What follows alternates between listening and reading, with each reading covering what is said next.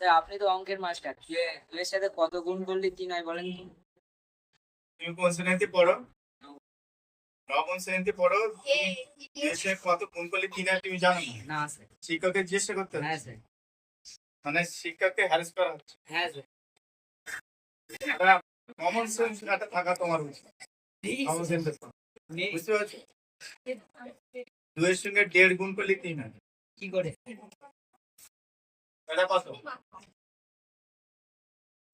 এটা কত? 1.5 মানে এটা তো? 1.5 মানে ওইটা তো? বুঝতে পারছো?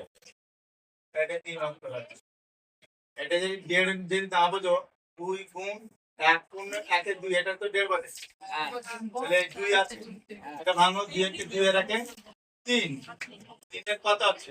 2। 2 দিয়ে কেটে দিলে কত? 3। 2 এর সঙ্গে 1.5 গুণ করলে 3 হয়। 1.5 দোকানে কত হয়? ঠিক আছে, ক্যামেরা